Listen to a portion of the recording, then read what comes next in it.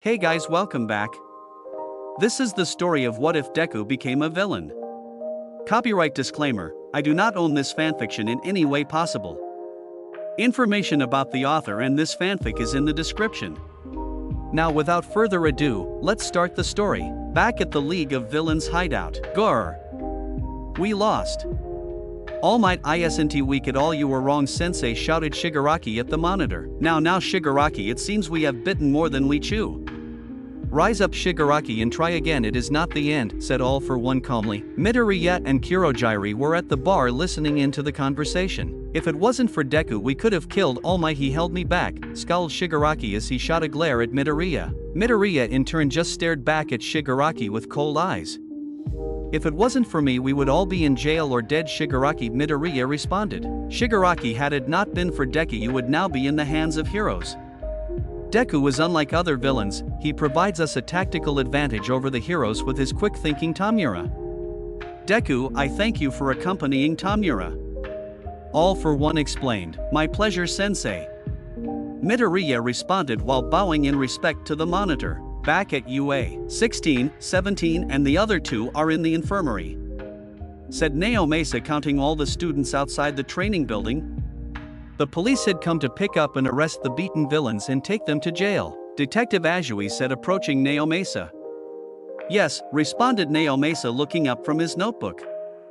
Is it okay for me to ask who was injured in the villain's assault? Asked Azui with a concerned look on her face. Well, both of Aizawa's arms were broken to splinters and he is suffering from overusing his quirk and may suffer from blurred vision. However, only time will tell. 13 is suffering from lacerations all over his back. And All Might only had a couple scratches. As for your classmates, however, Bakugo and Kirishima were just found in the dome unconscious not too long ago. Kirishima is suffering from minor injuries, however Bakugo had a broken jaw and is being treated by the school nurse. Naomasa explained to Azui and the rest of the class. Bakugo and Kirishima both lost? Aren't Bakugo and Kirishima crazy strong? Muttered some of the students, clearly surprised. Students, if you have any information to tell us, make sure to inform the principal. Be safe out there, Naomasa said as he walked over to talk to Nizu, the principal of UA. Principal, I know this may seem sudden, but if it's okay with you and the other teachers I would like word with them all as soon as possible. It's regarding the attack. And someone who I think may be involved, Naomasa asked Nizu, showing the utmost respect to the principal. Of course. I would like all teachers present, however as soon as Aizawa is out and about I will arrange a meeting. Nizu responded. Thank you. Now I'll be taking my leave, principal, have a good evening, Naomasa said as he bowed and went back to his squad car. 2 days later, all the teachers at UA were in a conference room. Thank you all for meeting me here. As you all know, UA and its students were attacked. From what we know now, the three main villains involved are working under an alias. Furthermore, we have searched all their names and quirks in every registry and came up with nothing. This means they are all underground villains, no names, no records. Shigaraki Tamura is who we believe to be in charge of the attack on UA, Kurogiri and Deku were his accomplices. Shigaraki Tamura possesses a disintegration while Kurogiri has a warp gate. He was the one who was able to get them into UA undetected. As for his final ally, I would like to discuss him last, Naomasa explained as he reviewed his notes before continuing. Naomasa explained the rest of the situation to the teachers while receiving their feedback on the situation. Now I mentioned Shigaraki Tamura's final associate Deku. As far as we know, we don't know what quirk he possesses at this moment, Naomasa said, looking around the room. All Might was interested in this villain in particular since he was able to keep up with his speed and was the one responsible for hurting 2 of his students. I recently spoke to multiple students on this particular villain, and I can now say for certain he was the one responsible for Bakugo and Kirishima's injuries, Naomasa explained. So this is the villain who beat one of our top students. He seems very dangerous indeed. I am extremely glad Bakugo and Kirishima did not receive fatal injuries. However, what puzzles me is why this villain didn't kill our students, said Nizu, looking over to Naomasa. I may have an idea, principal. I was assigned an investigation regarding the hero killer and can now say the villain who was working alongside Stain is the same villain. Stain, as we all know, is a murderer with a crusade to purge fake heroes. Stain went silent however for nearly a year for no apparent reason. However, when he reappeared he now had sidekick. In a twist of events, Stain's sidekick showed no interest in murder. Deku, his sidekick, even held Stain back from finishing his victims during his time with him. I also received a statement from the student Suyu Ajui regarding this particular villain, stating he advised and allowed her to escape before being killed by Shigaraki Tamura. Also mentioned the villain sounded fairly young. Right now I have one theory, but it is too early to say at this moment. However, I can say for certain he is the same age as the students in Class 1A. Nao Mesa explained to the heroes. Such a shame seeing someone so young turn into villain, said Nizu sadly as he looked down at his paws. So young, thought All Might as he clenched his fist in frustration. He allowed students to escape? He doesn't murder? He doesn't sound much like a real villain to me, said Vlad King. With the right push I believe he can become a hero, said Nizu. Yes, but even so he is still a villain, so do not hesitate to bring him to justice, said Nao Mesa as he collected his notes. That was all I wanted to talk about at this time. Thank you all for your time. Nao Mesa concluded as he bowed to the heroes. It's still too early to assume Deku and Midoriya are the same person. But for now I'll collect more evidence. I promise I'm going to bring you your son, ma'am. Nao Mesa thought as he walked to his car. In Class 1A, UA Sports Festival is approaching. This is your chance to show the world and top pros what you are made of. Show them what you got. This is a big step into becoming a hero, said Aizawa, who looked much like a mummy with all his bandages. All of Class 1A began to radiate energy. I'm pumped, shouted Kirishima. Even after what just happened I'm ready for the future, responded Suro quickly. Bakugo was excited for the festival, however he was extremely angry at himself for losing to a villain. If I ever see that guy again I'm going to kill him, Bakugo said in his head as he broke his pencil in his hand. In Midoriya's apartment, I'm kinda anxious for my next assignment.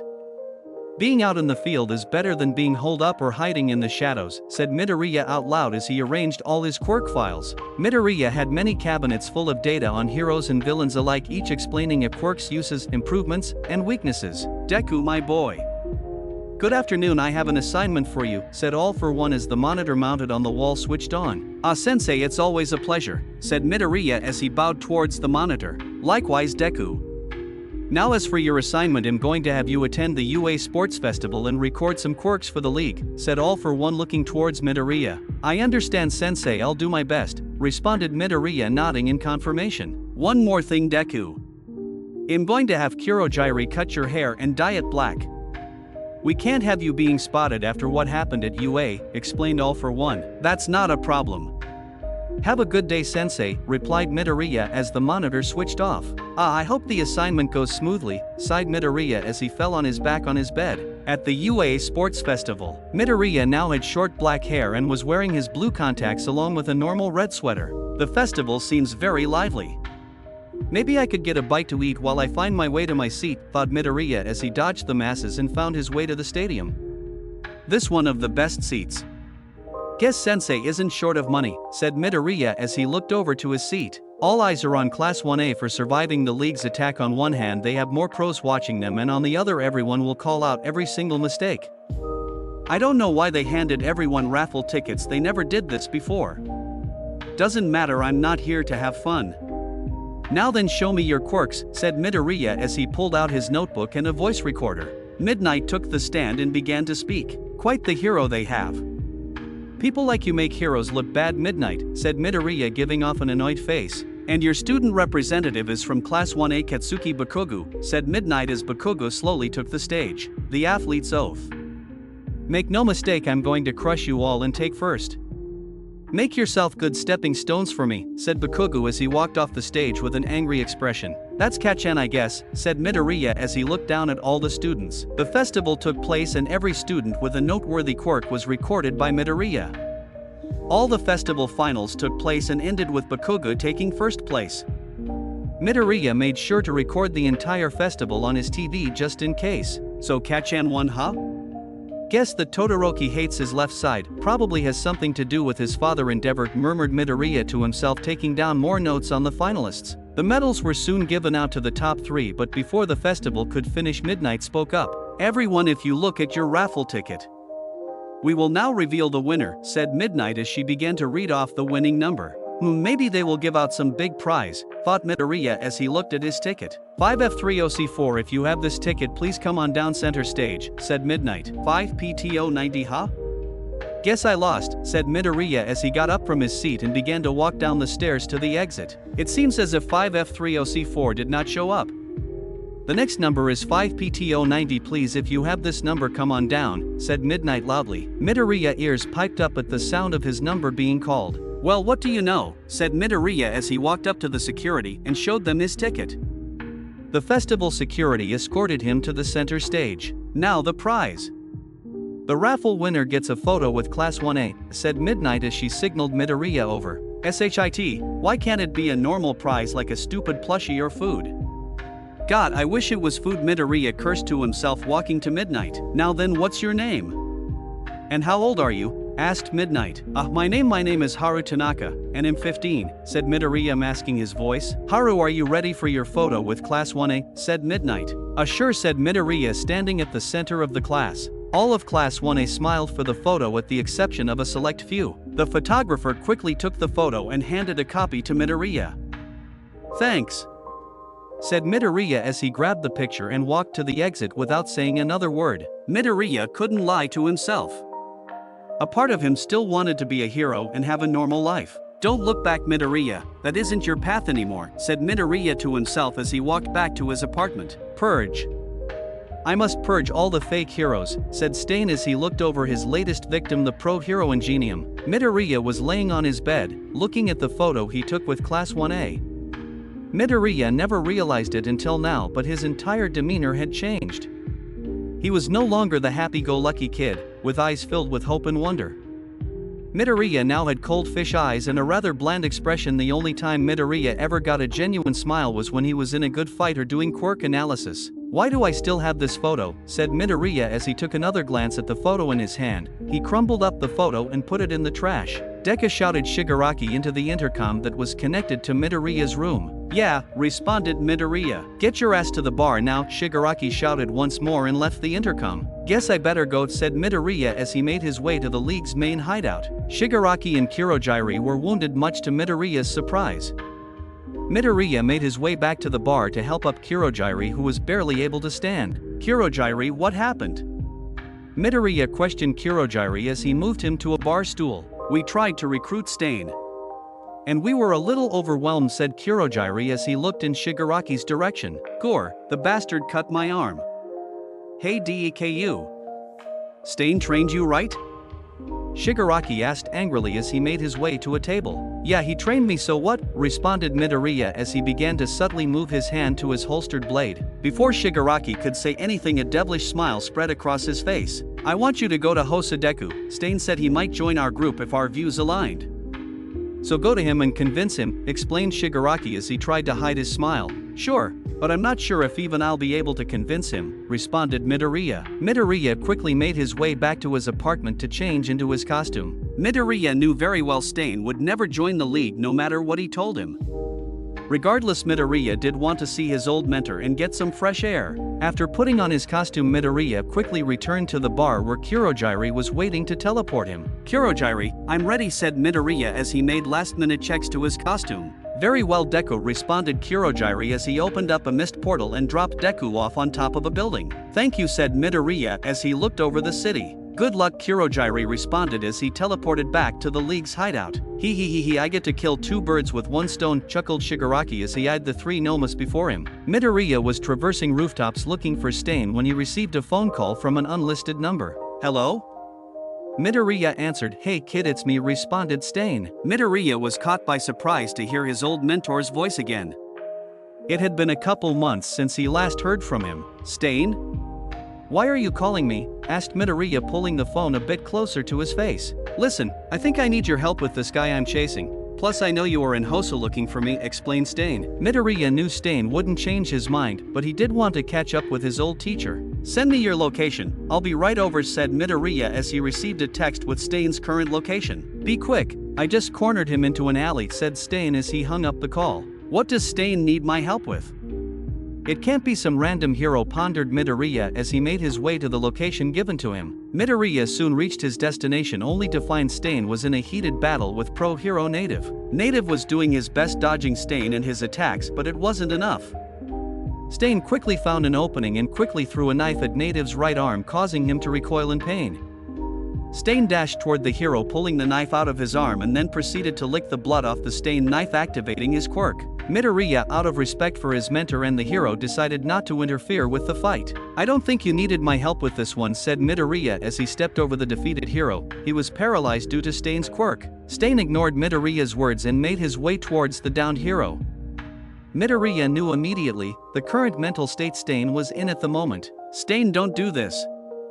"Not now," said Midoriya as he grabbed Stain's arm. "Move," demanded Stain as he swung his arm towards Midoriya. Midoriya was expecting retaliation from his mentor, so he was able to dodge, but before Midoriya or Stain could make another move, they were interrupted. "Hero killer!" shouted the knight, followed with a kick which connected with Stain's left arm. Stain quickly swung his katana towards the knight's face, knocking off his mask and exposing his face. Underneath the mask, revealed Tenya Ida, a student at U.A. "A kid?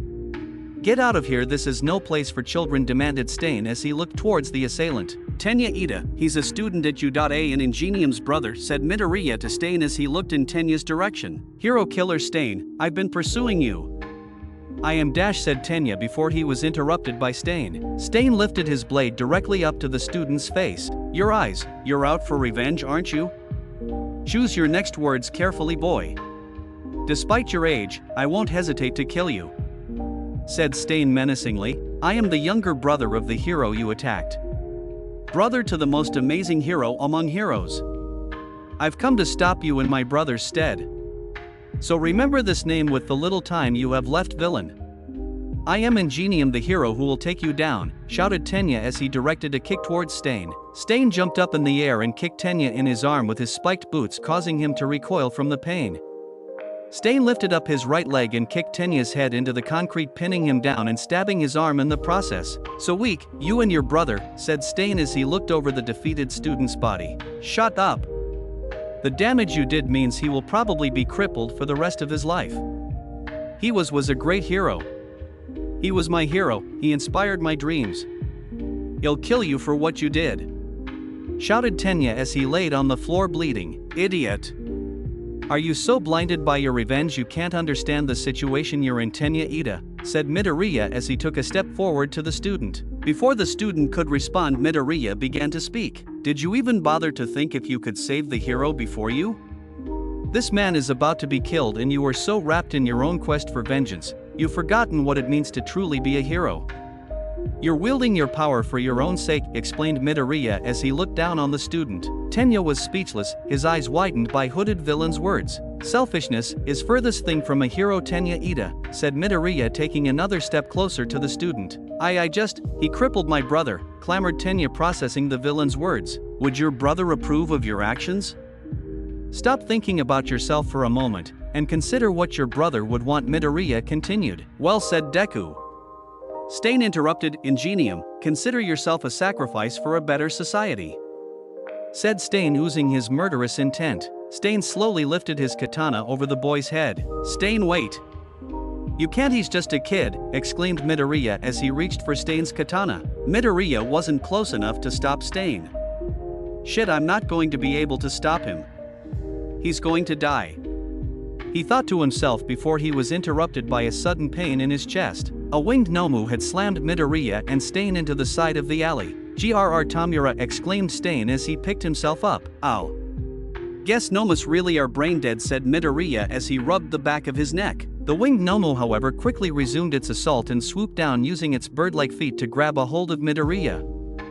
Midoriya instantly pulled out his blade and stabbed the winged beast in the chest. Nomu, however, did not react to the pain and did a 180 in midair and threw Midoriya against a dumpster. Tonight I will get rid of you both." "Deku, Stain, you both annoy me so much," cackled Shigaraki as he watched his Nomu fight Midoriya and Stain. Kurogiri personally liked Midoriya, but he had no other choice than to sit and watch. "Stain, make sure to keep these guys paralyzed. After that, lend me a hand," said Midoriya, dodging the Nomu's claws. Midoriya couldn't get too close to the Nomu without being blown away by the air pressure made by his wings, but he had an idea. "My knife is still stuck in its chest. If I can just grab it and hand it to Stain. Midoriya said aloud as he glanced at the blade stuck in the Nomu's chest. Stain's timing couldn't have been more perfect as he jumped up and clipped the Nomu's right wing with his katana. The Nomu began to plummet to the ground, its right wing now clipped. Midoriya saw his chance and jumped towards the beast, retrieving his knife from its chest. "Stain, catch!" shouted Midoriya as he threw the blood-stained knife to his mentor. "You lose," said Stain as he licked the blade. The Nomu fell to the floor paralyzed by Stain's quirk. Criminals who wave their power idly. Fake heroes consumed by wealth and self-interest. "I must purge them from society," said Stain as he walked over to the downed beast, stabbing its exposed brain, killing it instantly. Gore. Why doesn't anything go my way? Everyone is a cheater. They cheated. That brat Deku and Stain, shouted Shigaraki angrily as scratched at his neck furiously. "Shall I take us home, Shigaraki?" Kirojiri asked. Yeah, take me back. I'm sick of these cheaters," responded Shigaraki, still clawing at his neck. Kirojiri opened a warp gate and teleported back to the League of Villains base. Stain began to walk over to Tenya and Native, who were still under the effects of his quirk. Shit. He's in his bloodlust mode again. I have to get these guys out of here before he kills them, Midoriya said to himself. Midoriya couldn't save both of them, and he wasn't sure how well he would hold up against Stain in his bloodlust state. He had to choose. Tenya, Ida, or Native. Shit, I'm sorry it had to come to this. He's just a kid. I can't let someone die so young, said Midoriya as he lifted Tenya onto his shoulder. It's okay. I'm okay with this. I just hope he turns into a great hero someday, said Native, closing his eyes. No. This isn't what I wanted, choked Tenya, looking over to Native, who was prepared for death. Your selfishness caused this, Tenya, Ida. Your personal grudge is going to cost Native's life. Learn from this and become a better hero, said Midoriya as he began to walk Tenya out of the alley. No, I don't want this. Take me instead, shouted Tenya as he burst out in tears. HAAA. I like that look in your eye, Ingenium. It's the look of self-sacrifice, the face of a hero. Today and only today will I spare you both. However, I must do one thing, said Stain as he began to walk towards Tenya and Midoriya. Midoriya sighed in relief, but he knew all too well what Stain was about to do. Flashback. You will be marked Midoriya, and you will spread my name, said Stain as he looked over to Midoriya. Now then, show me your chest, demanded Stain. Midoriya took off his shirt and exposed his scar-filled chest. The left side of his chest, right above his heart, was devoid of all scars. Stain raised the knife and carved the letters HK onto Midoriya's chest. Midoriya was used to the pain, but it still hurt. Any normal person would scream in pain. Blood dripped down onto the cold concrete floor. Flashback end. Now then, are you prepared, Ingenium? Said Stain as he looked over to the student, knife in hand. Yes, I am prepared to do anything, said Tenya nervously. Deku, remove his armor and expose his back, demanded Stain as he looked over to Midoriya. Midoriya nodded and removed Tenya's armor and shirt. Remember this day, Ingenium, the day you were reformed into a true hero by the hero killer Stain, shouted Stain as he pressed his blade against Tenya's back. Tenya was terrified and nervous, but he knew this was the only way out. Don't worry, Ingenium, you'll be alright, I promise, Midoriya said softly, taking off his hood and metal mask, exposing his softened face. Tenya calmed down at the sight of Midoriya's face and words. Stain, without warning, began to carve a huge S onto Tenya's back. Tenya began to scream in agony as the blade began cutting his back. Tenya soon passed out after 15 seconds due to the pain. Native only watched in horror as a 15-year-old cried in agony in front of him. This may have been a bit overboard, Stain, said Midoriya as he looked at the huge S on the teen's back. Midoriya wiped the blood and applied his advanced ointment to the cut. Stain, we should get out of here, the police will be here any minute now, said Midoriya as he struggled to put Tenya's shirt back on. Deku, my student until we meet again, said Stain as he parkoured his way up the building and disappeared. Make sure nothing happens to him, Native, said Midoriya as he put on his metal face mask and hood. Midoriya quickly made his way up the building and left just before the police arrived. The next morning, Midoriya was organizing his files when the monitor mounted on his wall turned on. Deku, I need to speak to you in private, please come to this address, said All for One. The monitor turned off, leaving Midoriya confused. That was weird, I wonder what Sensei wants, Midoriya said as he received a text with an address from an unlisted number. I guess I better go right away," said Midoriya as he walked out of his apartment. 1 hour later, Midoriya reached the location. It was an abandoned warehouse in Hosu. "Guess this is it," said Midoriya as he made his way inside the warehouse. The warehouse was dimly lit, but Midoriya could make out multiple tubes each occupied by a Nomu. "Deku, I'm glad you're here," said All For One sitting at a table. He was connected to multiple life support devices. "Sensei," Midoriya said, bowing in respect to the man. "Likewise Deku, please sit," said All For One. Midoriya took a seat across from him. "You have pushed this group of ours to new heights, and for that I thank you. I'm sure you are informed in the capabilities of my quirk, so I'll skip the details. As a gift from me to you, I will grant you any quirk you desire," explained All For One. Midoriya was surprised at the offer. He could have any quirk he wanted, his lifelong dream to be like everyone else. However, Midoriya's thoughts quickly turned sour, as he remembered all the bullying, neglect, pain, and suffering everyone put him through. "Sensei, I'm honored, but I can't accept this gift. If I accept this power, I will succumb to the society that abused and neglected me," explained Midoriya. "I see, that is admirable Deku, but I must gift you with something," said All For One firmly. Midoriya was at a crossroads. He didn't want anything in particular. In fact, he wanted to visit his mother, but at this moment in time it was impossible. "Wait, there may be something," said Midoriya looking over at the Nomus. Ida was being treated by the nurses when 2 men walked into the room. "Tenya, Ida?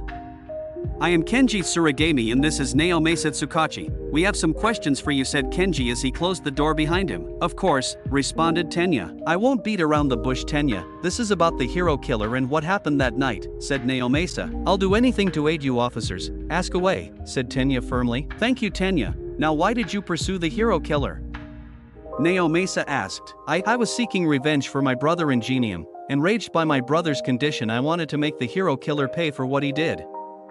I was so blinded by vengeance, I didn't realize I was becoming less and less of a hero," explained Tenya. Naomasa began to write down everything in his notepad. "What you did was reckless and foolish, but I'm glad you're alive."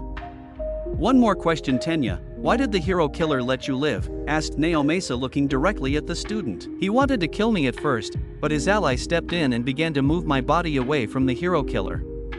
Stain was prepared to kill Native in my place. I begged him to take me instead, and he made a deal with me," said Tenya, cringing at the thought of Stain. "An ally, you say? What deal did he propose?" asked Naomasa. "His ally was no older than 15. I know because he took off his mask and hood to show me his face.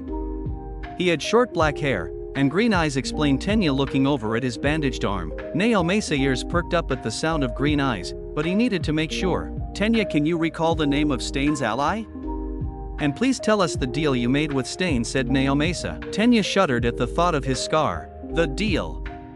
The deal was he could carve this into my body," said Tenya as he took off his shirt and revealed his back. A large scar could be seen, a giant letter S. Naomasa and Kenji were both caught off guard at the size of the scar. It looked painful. "As for his ally, his name is Deku, and he saved my life and steered me back into the path of a hero," Tenya explained. "Thank you, Tenya. That was all the questions we had," said Naomasa as he made his way into the hallway. Kenji quickly followed after. Flashback. "Ding dong. Ma'am, it's Detective Naomasa. I have some questions to ask you," said Naomasa. The door opened slowly to reveal Inko Midoriya. She seemed to have slimmed down a bit and looked a bit pale. "Ah, Detective, please come in. Some tea?" asked Inko as she signaled Naomasa inside. "No thank you, ma'am. I have coffee," said Naomasa, hanging his hat at the entrance. "I hate seeing people like this," said Naomasa to himself as he walked into her house. Naomasa began to update Inko on Midoriya's case and any leads they may have on her son and his disappearance. "Well, ma'am, that's all I have at the moment," said Naomasa as he retrieved his hat from the entrance. "Thank you so much, Detective. Please find my baby," said Inko as a single tear rolled off her cheek. Naomasa simply smiled and nodded, but before he could leave, one last question arose in his head. "Ma'am, before I go, does the name Deku mean anything to you?" asked Naomasa. Inko flinched at the name. She knew Deku was the nickname Bakugo gave Midoriya to tease him.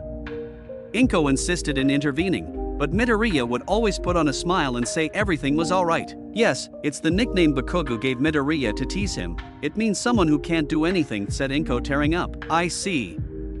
I swear I'll find your son," said Naomasa. Flashback end. "So Deku is Midoriya, huh? I kept my promise. I found your son. I found Midoriya, said Naomasa looking at a photo of Midoriya and the hooded villain Deku, somewhere in Hosu. So who's on the list, Kurogiri? Asked Midoriya. A man named Dabi, he's a male mid-20s I'd say. He possesses a pyrokinetic quirk, explained Kurogiri as he handed Midoriya a photo of Dabi. With a face like that he will be easy to find. Did he mention where we will be meeting him? Asked Midoriya scanning the area for Dabi. He said in an alleyway near the train station, responded Kurogiri. Midoriya and Kurogiri soon made their way to the alleyway. It was a dark and damp alley full of trash. He should be here, Kurogiri said looking down the alley. He is there. Come on out Dabi and put those flames out, Midoriya said firmly standing his ground. Dabi slowly appeared out of the darkness with both his hands up. You got me, oh League of Villains, said Dabi. So Dabi, are you willing to join the league? Asked Kurogiri. If our ideals meet, maybe you'll join, Dabi responded. What exactly are your ideals, Dabi? What drives you? Midoriya asked. I follow the hero killer's mission, to rid the world of fake heroes, replied Dabi. I see, while Stain himself trained me and taught me all I know. I too believe the term hero has lost its purpose, explained Midoriya. Stain trained you? Wait, you're the Deku? I saw your fight with Captain Celebrity on the internet. A lot of people would kill to be trained by Stain, Dabi said. Yes, Stain trained me, and Deku is my villain name. Now what is your decision, Dabi? Asked Midoriya. I want to meet your boss first. If we see eye to eye, I'll join, responded Dabi. Excellent, however if you do not mind we have 2 more stops to make, explained Kurogiri opening up a portal. That's fine, said Dabi as he stepped through the portal. Who's next? Asked Midoriya. Kenji Hakishi, she goes by Magna, brutal and is accused of murder, said Kurogiri. She sounds fun, said Midoriya showing his disinterest. Midoriya, Dabi, and Kurogiri soon teleported to their desired location. A large figure could be seen beating down a man in the distance. Kurogiri approached the large figure cautiously. Excuse me, but could you be Magna by any chance? Kurogiri asked the large woman. Yeah. What's it to you? Responded Magna turning to the group of 3. We are the League of Villains and Dash, said Midoriya before he was interrupted by Magna. Say no more, I'm in, said Magna. Oh. May I ask why you want to join? Asked Midoriya. I want to join the league so I can be free to live the life I choose, responded Magna cleaning her blood-stained hands on her shirt. I see, well that is not a problem, the league will provide you with that and much more.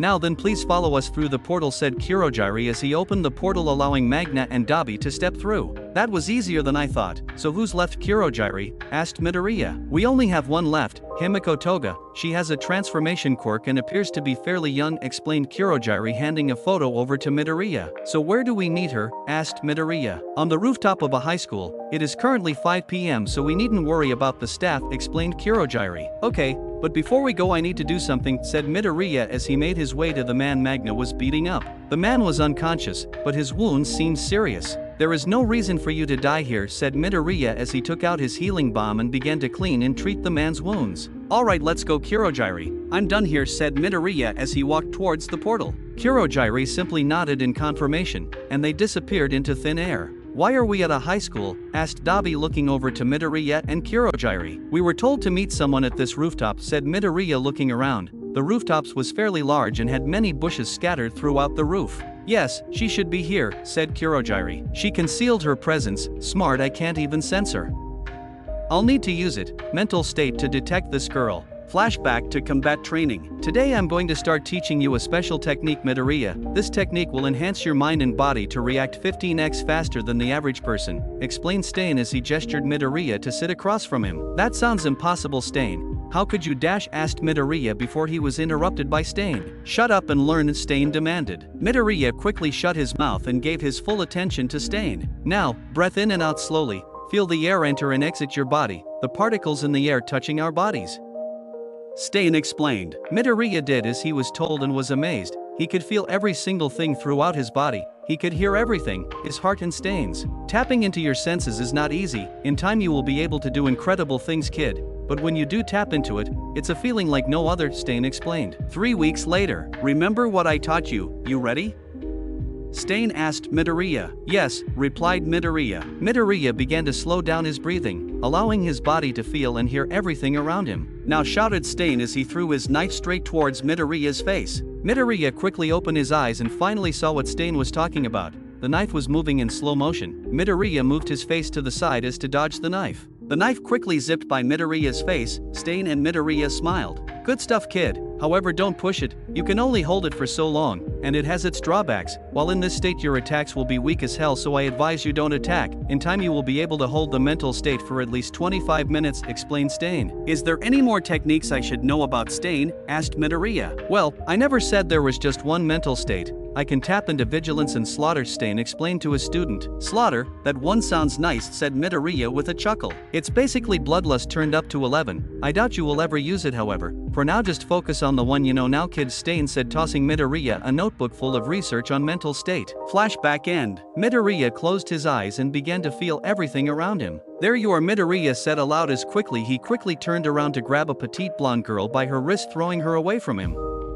Magna and Dabi were impressed at Midoriya's reaction speed and awareness. You're cute, I'm Toga, said Toga as she dashed towards Midoriya, knife in hand. Great, a crazy one, said Midoriya as he dodged the knife. Midoriya swiftly got behind Toga, taking the knife out of her hand and positioned the knife next to her neck. That's enough, you lost, said Midoriya. Guess Stain really did train you. I can see some of his moves in you, said Dabi. This kid was trained by the hero killer? Magna added. Yes, that is correct, Kurogiri confirmed. Toga began to blush uncontrollably, and her face went bright red. Ah, Stainy, you trained with Stainy. I want to see his blood. I want to be like him, Toga said manically. Midoriya was confused and uneasy. The girl seemed mentally unstable. You know, I really like blood, said Toga. Toga slowly caressed Midoriya's hand which held the knife. The warmth, the taste, said Toga as she began to press the knife against her throat and began to cut across slowly. What the fuck is she doing? Midoriya thought as he let go of the knife. I want to see your blood, shouted Toga as she grabbed the knife and stabbed Midoriya in the leg. Midoriya didn't flinch or react to the pain. Instead he brought Toga towards him and punched her square in the jaw, knocking her out cold. Not as smooth as I wanted it to go, but we got the job done, said Midoriya looking over to the unconscious girl. Kinda, Midoriya said, shrugging his shoulders. Forgive me, Deku, I could not intervene, you were much too close to Toga for me to open a portal, explained Kurogiri. No, it's fine, Kurogiri. Let's just take them back to the hideout, said Midoriya, pulling the knife out of his leg. Magna and Dabi were stunned and impressed someone so young possessed such fighting ability and will. Kurogiri opened a portal back to the League hideout. If you all would please step through the portal, Shigaraki Tamura will be awaiting our arrival, said Kurogiri. Midoriya lifted Toga onto his shoulder and walked through the portal, followed by Dabi and Magna. Back at the League of Villains hideout. We have returned with the new recruits, Shigaraki Tamura, said Kurogiri. About time, said Kurogiri as he finished stacking his house of cards. Tamura turned to look at the group of recruits and Deku. He couldn't help but smile at the sight of Deku injured. Looks like the blondie is coming around, said Dabi as he signaled over to Toga, who was regaining consciousness. Alright, it was nice meeting you all, but I've done my part here.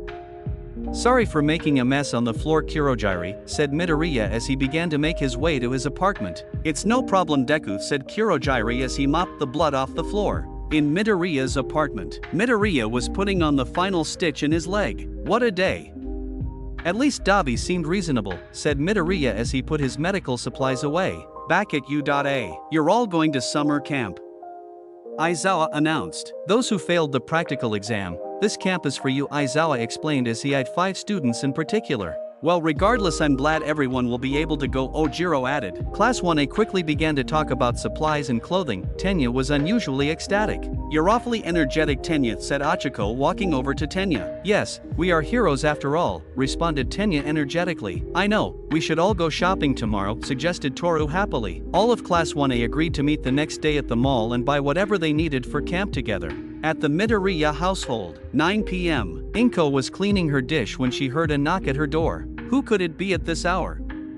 Inko asked herself as she made her way to the door. Inko slowly opened the door to reveal Naomasa. Good evening, ma'am. May I come in? Asked Naomasa. Of course, detective. Please make yourself at home, responded Inko, quickly opening the door for him. You may want to sit down for this, said Naomasa, taking off his shoes and hanging his coat. Inko was afraid of the news she was about to receive, but she proceeded to sit at her couch, preparing for the worst. "Ma'am," said Naomasa. "Here it comes," said Inko to herself, closing her eyes tightly. "I found Midoriya. I found your son," said Naomasa. "Huh," said Inko, shocked at Naomasa's words. "Yes, you heard me right. I found Midoriya and he's alive and well," said Naomasa, handing a photo of Midoriya. "You found Izuku. You found my baby," cried Inko as she got up from the couch and fell to her knees. "Ma'am, are you okay?" asked Naomasa, getting up from his seat. "I'm fine. I'm just so happy." "But why does he look so different? His hair and his whole demeanor are different," said Inko, looking at the photo of Midoriya. "About that, Midoriya unfortunately has become a villain," explained Naomasa. "A villain?" "But Midoriya was obsessed with heroes. He would never become a villain," responded Inko. "Midoriya was missing for a year. People can change," said Naomasa. "My baby a villain, it's all so much," choked Inko, picking up a framed photo of Midoriya. He was smiling and his eyes were full of happiness then. The photo of him now, however, told a different story. Midoriya is a villain, yes, however, he has not committed any major crimes. In fact, he has done more good than harm. Naomasa replied, showing Inko her son's criminal record. "Izuku always wanted to help anyone in need. I'm glad that side of him hasn't changed," Inko sighed in relief. "Although Midoriya hasn't done any major offenses, he's still a villain and we will bring him to justice," said Naomasa firmly. I understand," Inko replied. The next day. "Good morning, Kurogiri," Deku greeted as he took a seat at the bar. "Good morning, Deku," Kurogiri replied, serving Midoriya his usual breakfast. "Deku, I forgot to mention, Shigaraki wanted to see you. He said to meet him at the Kiyoshi Ward Mall later today," Kurogiri said as he shined a shot glass with a piece of cloth. "What does he want now?" asked Midoriya as he finished his breakfast. "I'm not sure myself, however the meeting yesterday with the two recruits nearly ended in bloodshed. That might be the reason," Kurogiri responded, picking up Midoriya's plate. "I see, thanks for the breakfast, Kurogiri. I'll be heading out now," said Midoriya as he got up from the bar stool. "My pleasure, Deku. Be wary of Kurogiri. He left quite agitated earlier. You know how irrational he can be when things don't go his way," Kurogiri stated, setting down the glass. "I'm always on guard, Kurogiri," replied Midoriya, walking out the door. "Always," said Midoriya as he made his way to the train station. At Kiyoshi Ward Mall. "Alright, I have to blend in," said Midoriya as he made his way into the mall. Midoriya changed his entire demeanor the moment he entered the mall. He changed his usual bored expression to a happy-go-lucky teen out shopping on a weekend.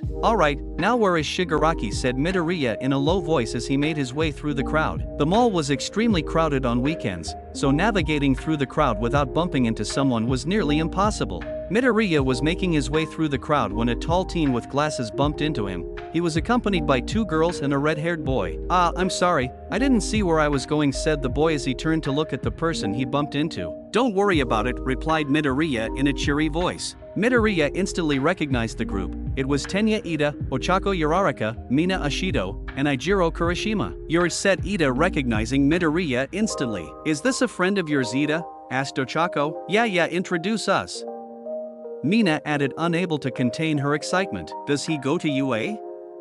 Kaminari asked. "Oh wow, it's the one of first years. I'm a big fan. Uraraka, your zero gravity is amazing. That fight with that explosion guy was intense," said Midoriya, looking over to Uraraka. "And Mina, your acid is amazing. I bet you can do all sorts of stuff. Your quirk is also super cool," Midoriya added as he directed his attention to Mina and Kurishima. "I can't believe people still remember that, haha," said Uraraka bashfully. Really you think my quirk is amazing?" asked Mina happily. "I have a pretty basic quirk, but I'm glad you think it's cool," Kurishima added with a smile. "I wanted to thank you," said Tenya, taking a step forward towards Midoriya. Midoriya slowly took a step back, a habit he picked up from Stain. "No need, Tenya. You just needed some help is all," said Midoriya as he took another step back. "Hey, sorry, I have to go," Midoriya continued as he quickly turned and disappeared into the crowd. "Who was that, Ida?" asked Uraraka. "Yeah, Ida, I want to be friends with him. He said my quirk was amazing," Mina added. "He was the one who saved me in the hero killer incident. He taught me how a true hero was supposed to act," said Tenya, looking into the crowd of people. The group fell silent. They tried to avoid talking about the Hosu incident and the massive scar Tenya had on his back. Flashback. Tenya will be suspended for an entire day, Aizawa stated to the students. "What, why?" asked Siro. "I'm getting to that, so pipe down," said Aizawa as his eyes began to glow red. Class 1A fell silent at their teacher's orders. Tenya is currently in the hospital. He tried to exact his revenge on the hero killer on his own. Thankfully he's alive, but what he did was reckless and stupid. Tenya's actions will not go unpunished, explained Aizawa firmly. The hero killer, seriously, said Kaminari and many other students. Class 1A was awfully quiet the rest of that day. Flashback end. Midoriya was nearing the end of the mall when he spotted a blue-haired teen in a black sweater sitting under a tree. Of course Midoriya sighed. "I'm here like you asked, Shigaraki," said Midoriya as he took a seat next to Shigaraki. There was a pause, and only the chatter of people could be heard before Shigaraki spoke. "What makes me and the hero killer different?" asked Shigaraki in a murderous tone. "What does that have to do with anything?" Midoriya replied, setting his hand on his holstered blade. "Those two idiots you brought yesterday, they were stain that I am sick of it," said Shigaraki. "I hate everything and everyone, but everything I do is being overshadowed by him and it's really starting to piss me off." Shigaraki continued, "He can say he has a crusade or whatever, but in the end, all he's doing is destroying what he hates." "So, what makes us so different?" asked Shigaraki. "The difference? You kill and destroy for no reason at all, it's mindless. On the other hand, Stain has a purpose, his being to purge all fake heroes and reveal the true heroes of society, an example being All Might. You, however, take everything as a game, you lack conviction." Shigaraki, "That's the difference," said Midoriya as he grasped his blade tightly. "Ah, it's all so clear now. Feels like I've connected all the dots, about why the hero killer pisses me off so much, and why you're so fucking irritating. I think I get it now," said Shigaraki oozing bloodlust. "It's because of All Might," said Shigaraki shooting a glance at Midoriya showing his dry face. "All Might? What does he have to do with any of this?" said Midoriya to himself. "The reason these fools can smile and live their lives is cause All Might has that stupid grin on his face, smiling wide as to say, 'No one can stop me,'" said Shigaraki with a manic smile on his face. Yeah, that's why.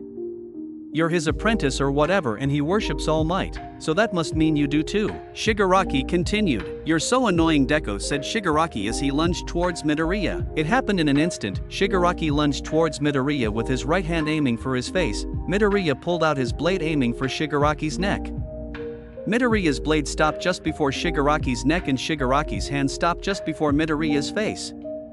The entire altercation happened in mere seconds. Shigaraki and Midoriya both stood down right after. They couldn't bring any more attention to themselves. "I'm going home, I hope you got your answer," said Midoriya as he got up and made his way towards the exit of the mall. "Whatever," replied Shigaraki as he got up began to walk in the opposite direction. The next morning, Midoriya was working on his new weapon when he was interrupted by Kurogiri warping into his room. "Good morning, Deku. I hate to interrupt, but you're needed at the bar," said Kurogiri as he opened a warp gate for Midoriya to step through. "Sure, no problem," said Midoriya. Midoriya and Kurogiri were soon teleported to the bar. Shigaraki was talking to a group of 8 people. "Midoriya, these are the new recruits," said Kurogiri, signaling over to the group of people. "Hello Dabi, Magna, Toga, good to see you again," said Midoriya, putting one hand over his heart and bowing slightly. "Hey," replied Dabi. "Hello," replied Magna. "Hi Deku.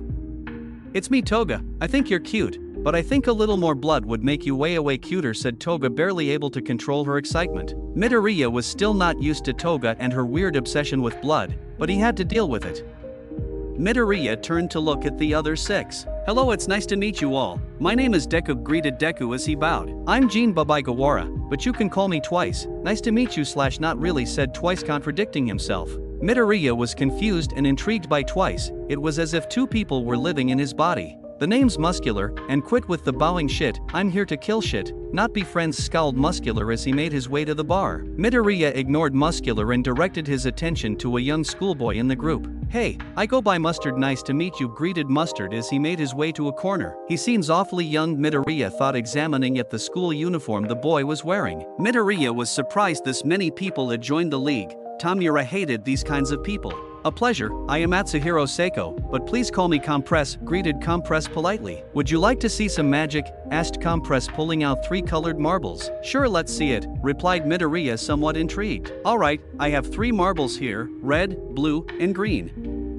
I want you to follow the red one and tell me where you think it is," explained Compress, showing Midoriya the 3 marbles. Compress was quick with his hands, rolling the marbles in between his fingers and threw out his palm. "Now, where is the red one?" Compress asked Midoriya. "It's in your mouth." "Amazing, you can speak clearly with a marble in your mouth," replied Midoriya. Compress was surprised Midoriya was able to see through his trick. He took the marble out of his mouth with a smile. "You have some good eyes, Deku. Thank you for playing my game, Compress said, putting the marbles back in his pocket. Midoriya gave a small smile and made his way to the next member. It was a reptilian-looking man with pink hair. Hello, Midoriya greeted, but the reptilian shot a mean glance at Midoriya in return. However, listen, if you got a problem, spit it out, because whether you like it or not, we're in the same group, said Midoriya, stepping up to the reptilian. Gore, Shuichi Iguchi is my name. I go by Spinner. You don't deserve to be Stain's apprentice, you soil his name. Spinner said angrily, I should have been the one to study under him. Instead he gave the torch to a child. Spinner said angrily, I didn't ask to be Stain's apprentice, he offered me a chance and I took it. Stop acting like a child yourself and grow up, Midoriya responded coldly. Grow up, shouted Spinner as he threw a punch at Midoriya. Midoriya dodged and grabbed Spinner's arm, throwing him onto the floor and pinning him down. Are you done? Midoriya asked, maintaining his grip on Spinner's arm, prepared to break his arm if he tried anything. Let him go, Deku, before I kill you, said Shigaraki. Midoriya loosened his grip and stood up. Spinner simply growled as he got up from the floor. Alright, now that you've all met, Shigaraki will be explaining the plan we will be executing tomorrow morning. Kurogiri said, looking over to Shigaraki. Everyone in the room turned to face the blue-haired teen. We are kidnapping someone of interest to the league tomorrow. You all will be a part of the Vanguard Action Squad. Dabi, you are the leader, take Compress and twice with you, explained Shigaraki. Sure, whatever, replied Dabi, showing his disinterest. Gore, Magna and Spinner, you two are together.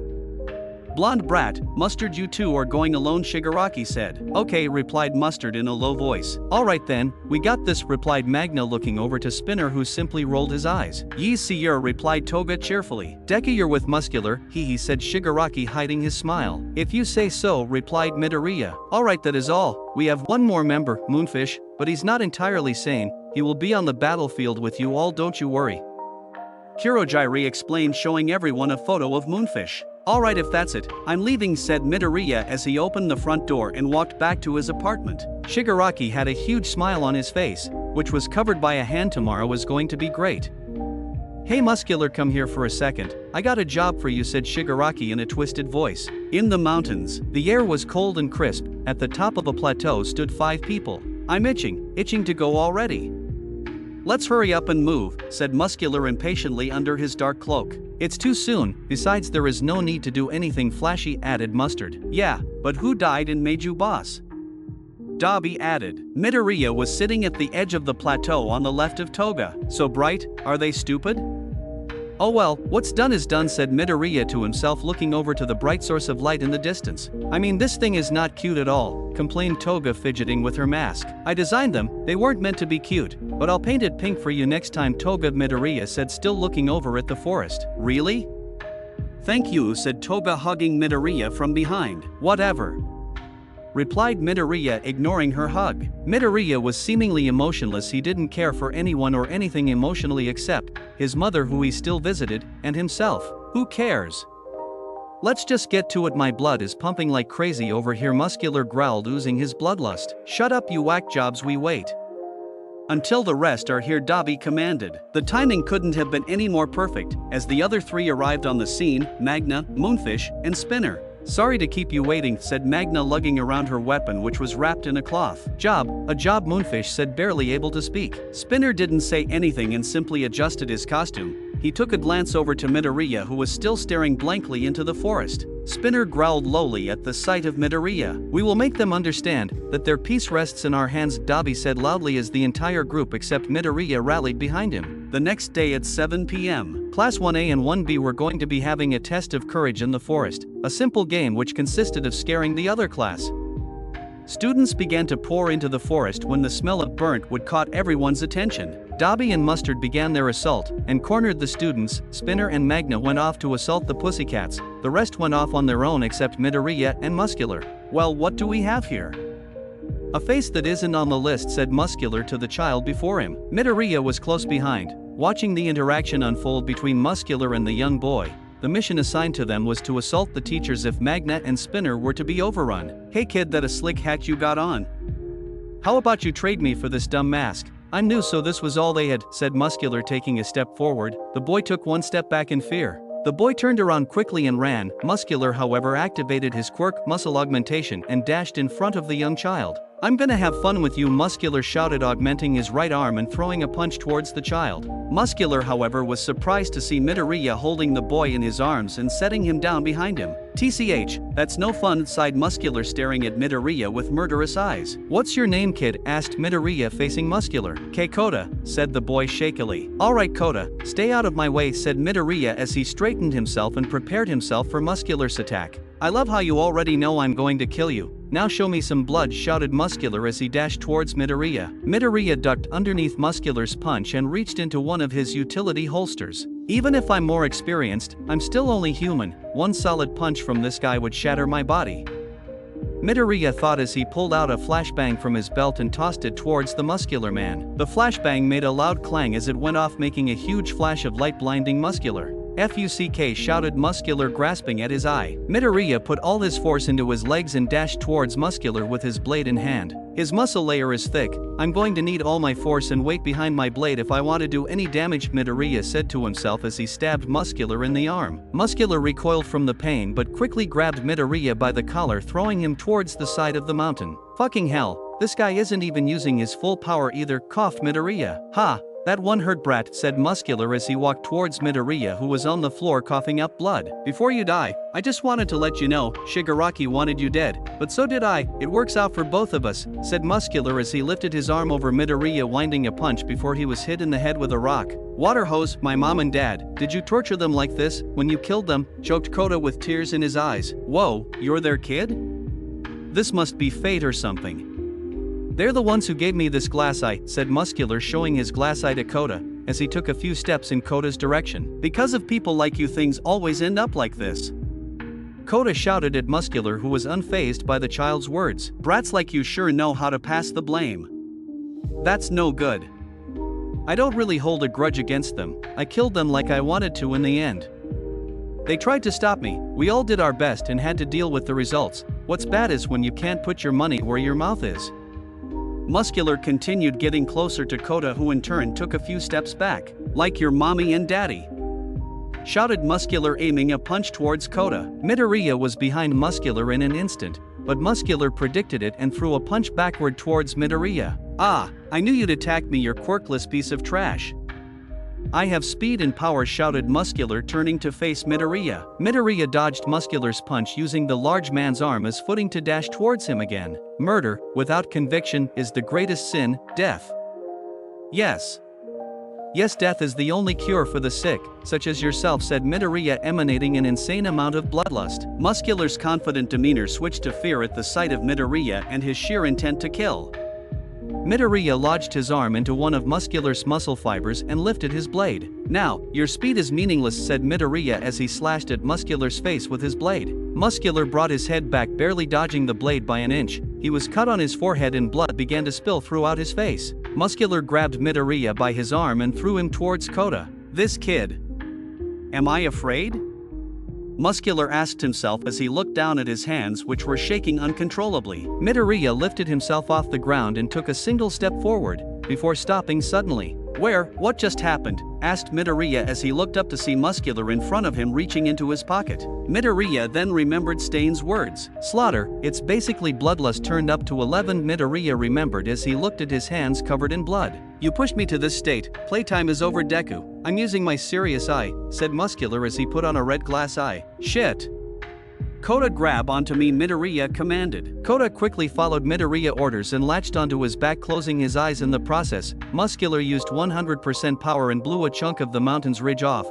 The air pressure gave Midoriya a big enough push to send him flying to his desired location. You can't dodge forever, said Muscular, shooting a glance at Midoriya and Kota, who were now behind him. I won't be able to beat him, not like this, said Midoriya, setting down Kota behind him and looking at the crazed man before him. I'll have to test it here, and if it doesn't work, this kid and I are as good as dead, said Midoriya to himself as he reached into one of his utility belts and pulled out a retractable gun and a syringe-looking dart. Now show me some blood, Deku shouted Muscular as he dashed towards Midoriya. Midoriya grabbed Kota by his shirt's collar and jumped to the side, barely dodging. I have to use it now, and I can't hit his fibers, said Midoriya as he loaded the gun with the dart. Midoriya watched as Muscular turned slowly to face him. Nowhere left to go, that means it's time to die, said Muscular, walking slowly towards Midoriya. Alright, please work, Midoriya said to himself as he ran towards Muscular. At least you will die like a man, shouted Muscular, throwing a telegraphed punch towards Midoriya. Midoriya did a spin and dodged the punch. Midoriya pointed the gun at Muscular neck, which was his only opening. Gotcha, Midoriya said aloud as he pulled the trigger and the gun fired. The dart penetrated Muscular's skin and immediately poured a liquid into him. That was it?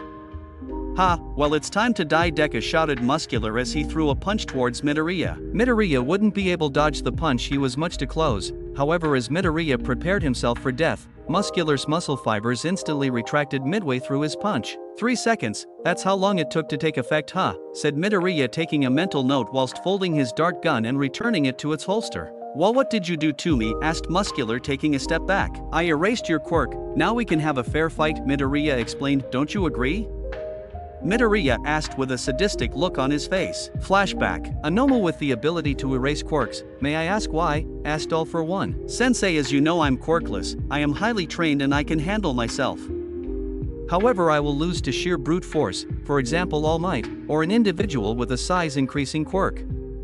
However, I will not use the Nomu for missions, more like a lab rat, explained Midoriya, reading his notes on quirk erasing. I see, you wish to even out the playing field, All For One said with a chuckle. More or less, responded Midoriya, staring at the encased Nomu. Flashback end. That's right, take it in, Muscular, how the rest of us feel, the quirkless and the weak.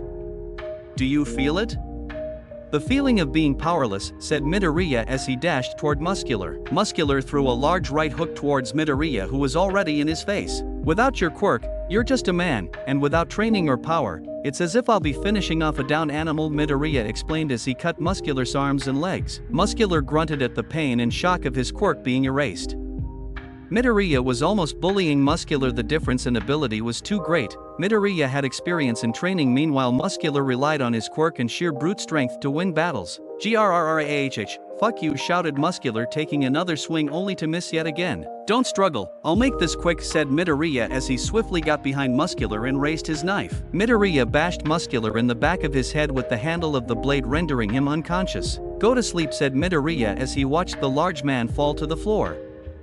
Midoriya quickly cuffed Muscular and moved him against a wall. Psychopaths like you are better behind bars, or dead, said Midoriya as he looked over Muscular's body. Midoriya turned to walk towards Kota before turning around and kicking Muscular in the ribs, shattering two in the process.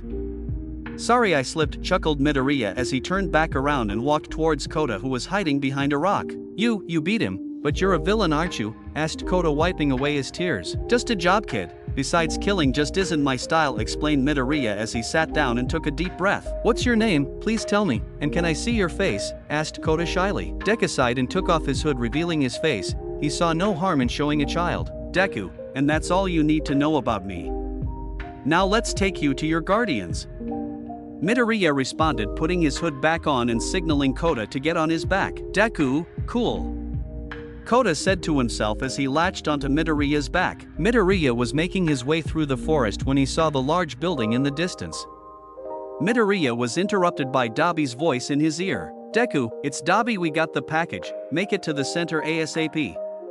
We are waiting on you, hurry up or we're leaving without you, said Dabi into Midoriya's earpiece. He had it muted during his fight with Muscular. Copy, responded Midoriya as he put on his hood again. Aizawa, Vlad, and what was left of the Pussycats were counting the students when Midoriya appeared out of the forest with Kota. Shino, shouted Kota as he hopped off Midoriya's back and towards his aunt. Kota shouted Shino aka Mandalay as she opened her arms wide open. All the teachers and students turned to see Midoriya standing in the back, standing behind a tree watching silently. Midoriya wanted to make sure Kota made it back safely. I'll see you around, kid, said Midoriya as he ran back into the forest and towards Dabi's location. Who was that? Murmured some students from both classes. Kota, who was that? Asked Shino, looking into the dark forest. His name was Deku, he saved me, explained Kota. Tenya's ears perked up at the name. He's a villain, but he saved me from the man who killed my mom and dad. Choked Kota, trying hard to hold back his tears. Muscular, he brought him down? Mandalay asked her nephew. Yeah, he was so cool, said Kota as he hugged his aunt Shino warmly. Deku again, huh? Your name just keeps popping up everywhere, doesn't it? Said Aizawa in a low voice as he turned to care for his students. Midoriya soon found his way back to his group.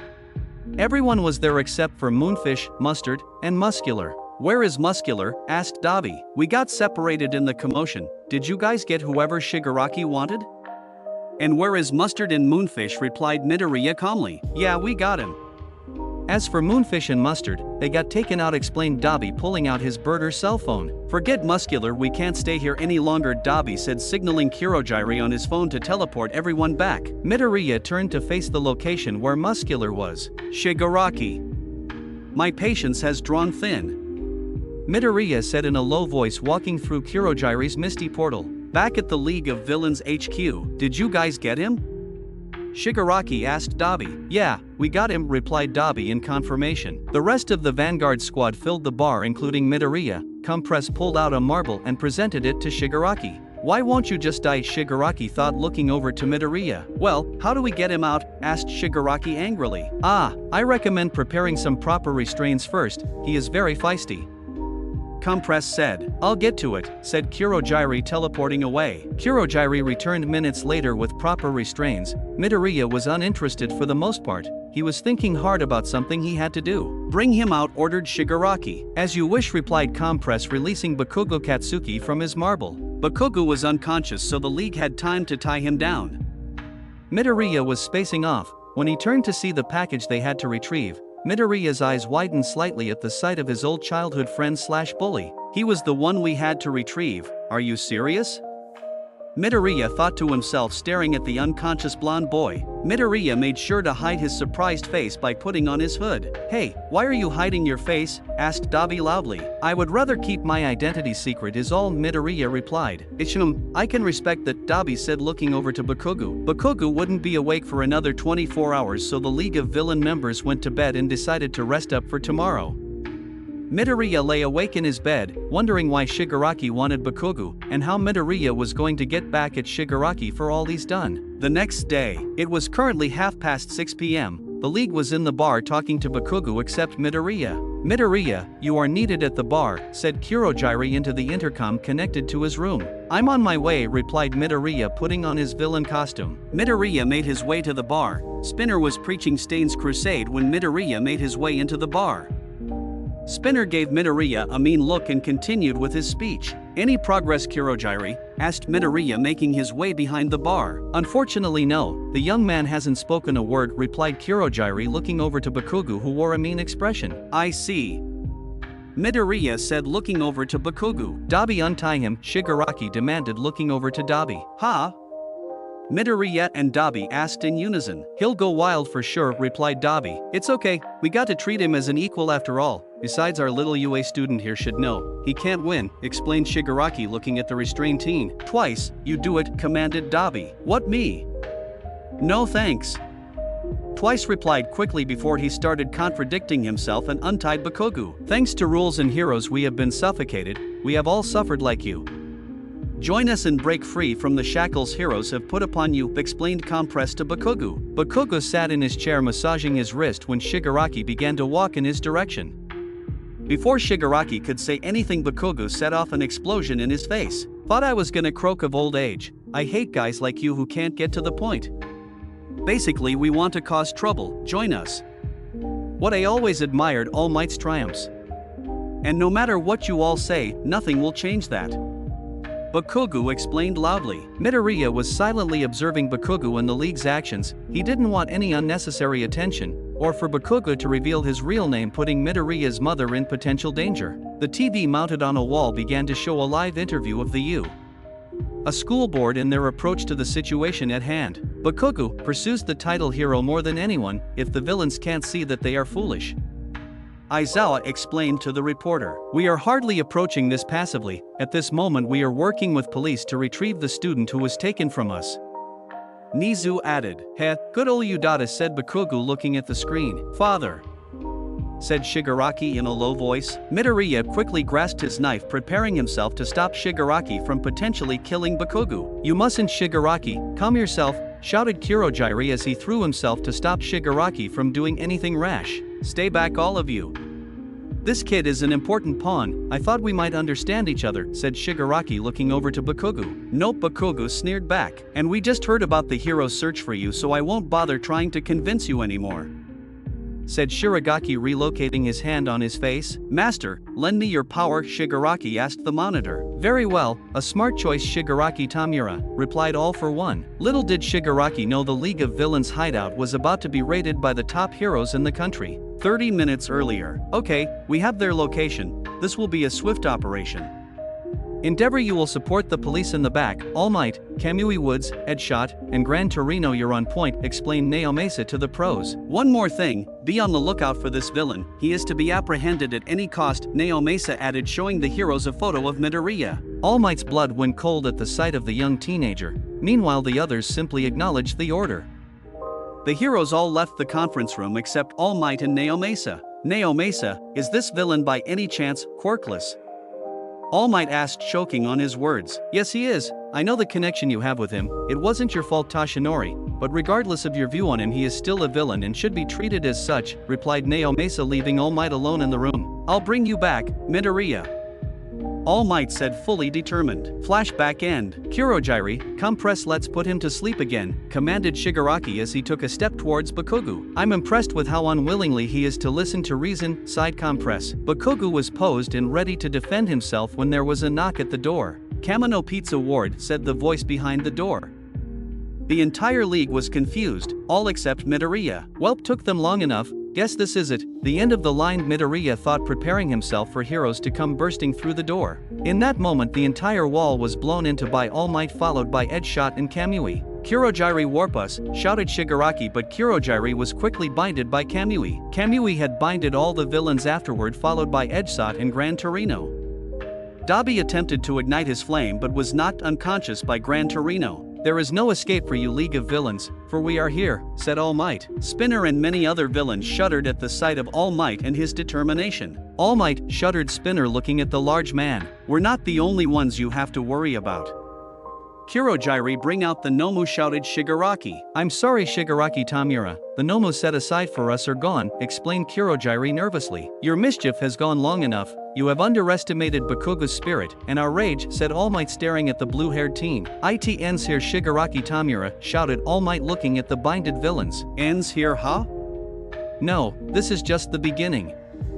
You're all justice, this justice that we're going to remove you from the picture and show you how fragile your peace really is, Shigaraki said to All Might angrily. Kurogiri, shouted Shigaraki. However, the misty figure was knocked out in an instant by Edshot. What just happened? Is he dead? Asked Toga, concerned for her fellow league member. No, he's just unconscious. I just fiddled with his insides, explained Edshot. Just take it easy. Kenji Hakishi, Atsuhiro Seiko, Shuichi Iguchi, Himiko Toga, Jin Bubigawara. With a little intel and time we figured out all your identities, said Gran Torino, looking over at the villains. And you the one with the hood on, said Gran Torino, walking over to Midoriya, who was binded by Kamui. Midoriya was rather quiet and calm during the entire raid. He knew they lost the moment Kamui binded all of them in an instant.